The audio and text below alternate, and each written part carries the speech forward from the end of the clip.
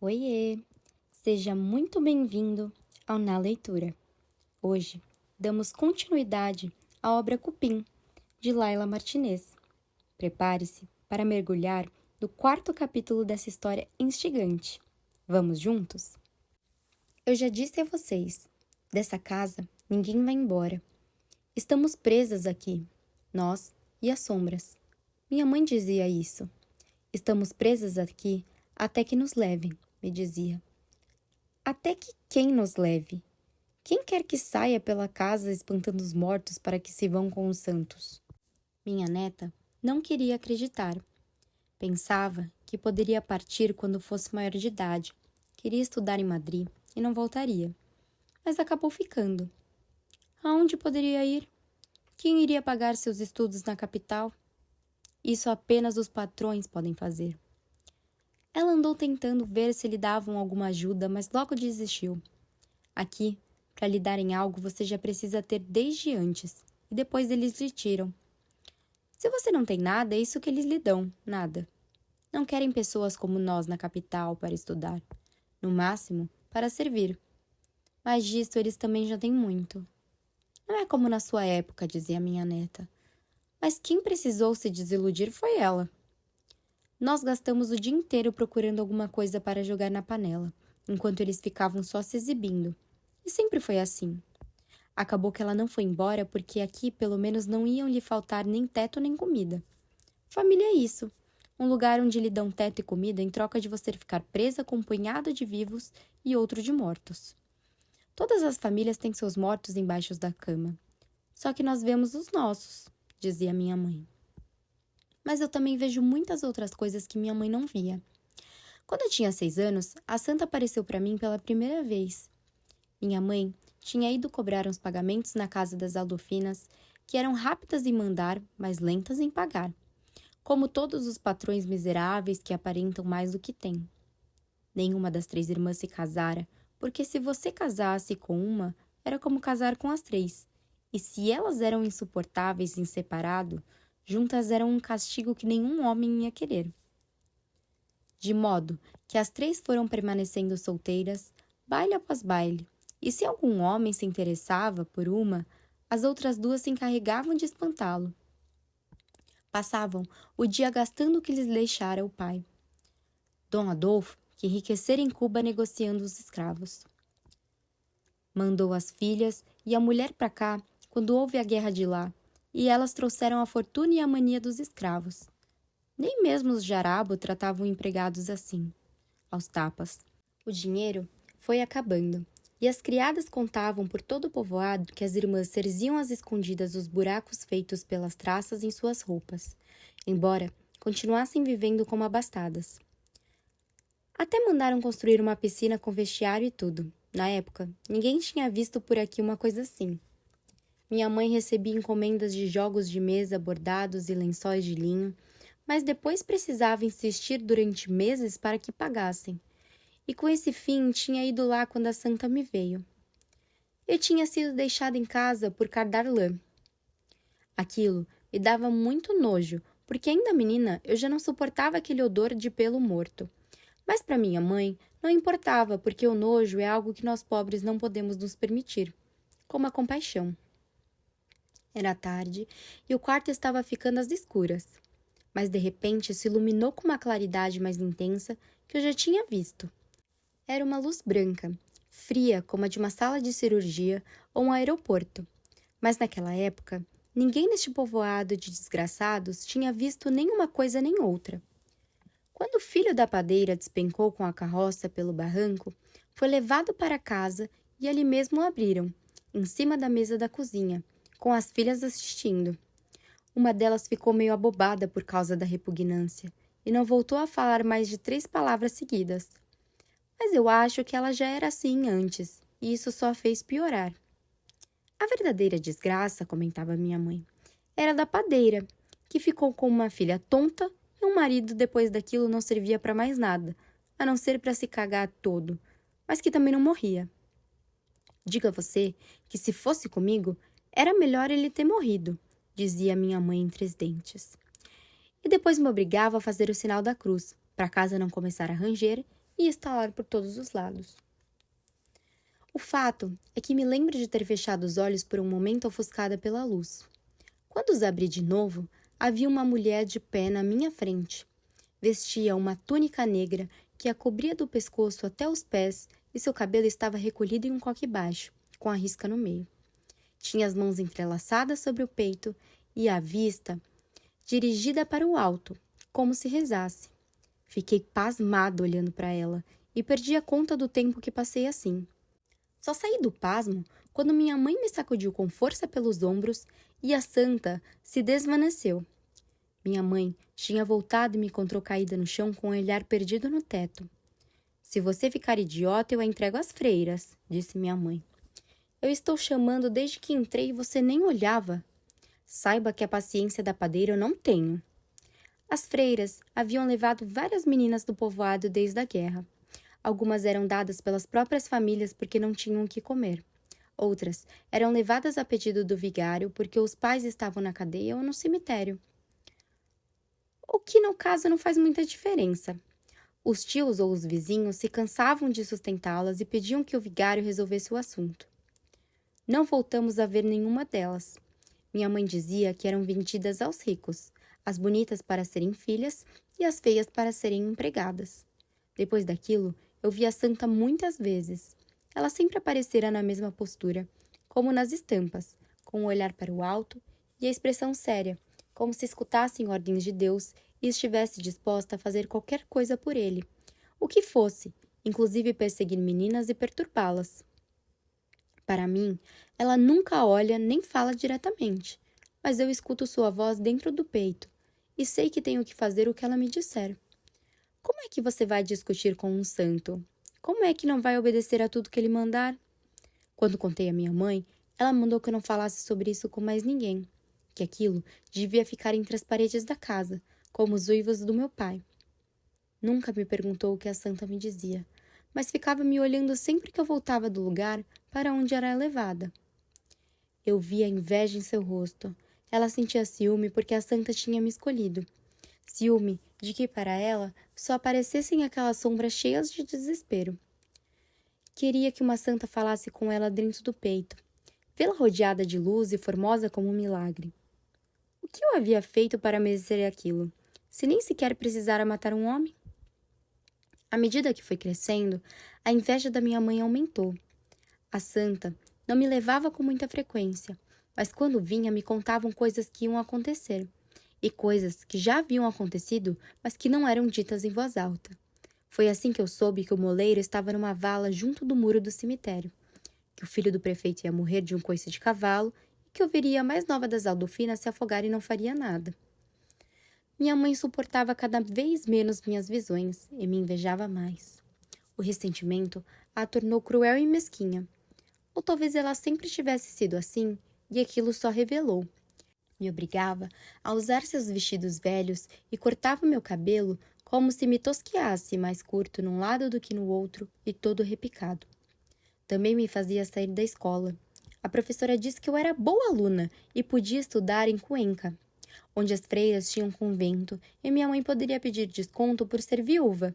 Mas minha mãe se negou. Nunca pedi e não vou começar agora, disse. Quando voltamos para casa, depois da conversa com a professora, ela me fez tomar banho na tina e me mandou ir pedir trabalho na casa dos Jarabo, que estavam procurando empregada, porque uma de lá ia se casar. Você sempre disse que não íamos servir aos patrões. Que qualquer coisa menos servir, respondi. Quando souber fazer outra coisa, você procura outro emprego, retrucou minha mãe. Porque eu não vou ficar sustentando ninguém. Aquele era meu castigo. Servir a quem minha mãe não tinha querido servir e baixar a cabeça para quem meu pai não tinha querido baixar. Arcar com a obediência de toda a família. Servi naquela casa por 9 anos, dos 10 aos 19. O casal tratava Carmen e a mim com correção, mas de vez em quando nos deixavam ver o ódio que escondiam por trás da indiferença. Como quando a patroa cortava em tiras os agasalhos que não queriam mais para que não pudéssemos aproveitar o pano. Ou como quando o patrão nos obrigava a recolher uma a uma todas as pedras da estrada de terra da propriedade para não furarem os pneus dos carros. Era um ódio antigo que trazia por dentro, tão fundo que nem precisavam se esforçar para mostrá-lo. Não nos odiavam com raiva, mas com desdém. Em contraposição, nós tínhamos muita raiva sim. Aquilo nos corroía pelo sangue como uma febre. Não sei se Carmen passou isso para mim ou eu para ela. Às vezes acho que foi para ela, porque estava ali havia mais tempo e era mais velha. Às vezes penso que fui eu, porque já vinha com a malquerença da minha casa. Fosse como fosse, nós alimentávamos o ódio uma da outra. Ela me contava que as roupas trazidas pelo alfaiate valiam 2 vezes nosso salário. E eu, que a patroa tinha esvaziado na pia 2 frascos inteiros de perfume, porque só gostava dos que eram feitos em Paris. Mas quem nós mais odiávamos era o filho mais velho. Estudava direito em Madrid, onde fazia contatos com quem era preciso fazer, com os que falavam de modernizar a Espanha. E quando diziam Espanha, a boca dele se enchia de sangue. Vinha todos os verões porque gostava do monte e da caçada. Nós o víamos aparecer na porta, com perdizes mortas penduradas no cinto, e Carmen e em mim o ódio crescia nas entranhas como brotoeja. Após alguns anos, ele morreu num acidente de carro, e os pais o enterraram no jazigo da família, que é o maior de todo o cemitério. O filho mais novo ainda era menino, mas já se notava o quanto era malcriado e impertinente. Às vezes, a patroa nos fazia cozinhar as perdizes que o mais velho caçava. Tínhamos que depenar aqueles animais com as mãos e morríamos de dó e de nojo. Mas também de rir depois, quando os víamos raspar com o pão o molho no qual tínhamos cuspido.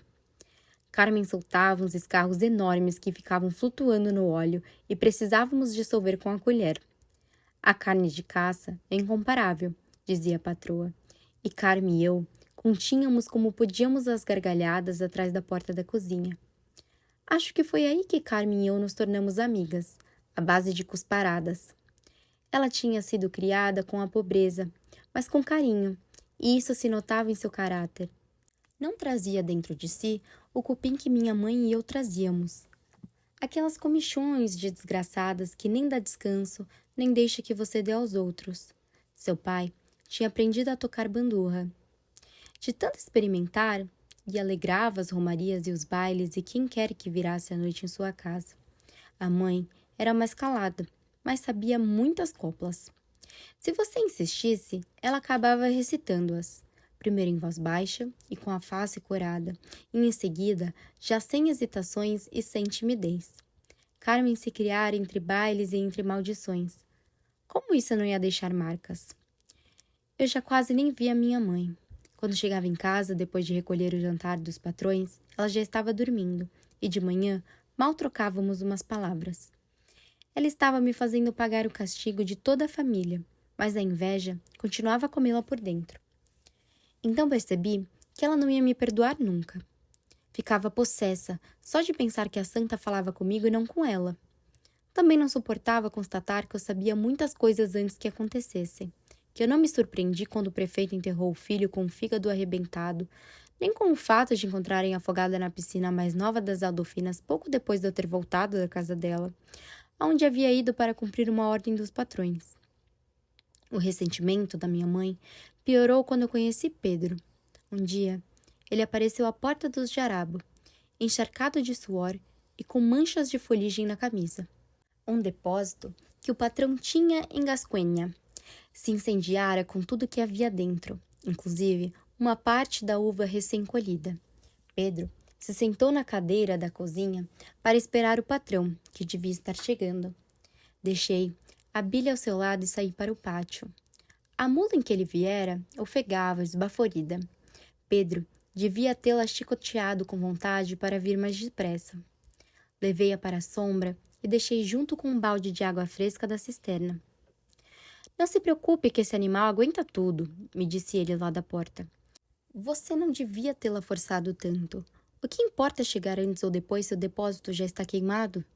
Ele se aproximou da mula e acariciou o lombo. Por mim, tudo o que eles têm pode pegar fogo, disse. Mas eu sou o capataz, e se ele souber por outro que hoje perdeu 1 milhão, vai me desgraçar para sempre, e eu não arranjo mais trabalho na vida. Depois daquele dia, Pedro voltou em muitos outros.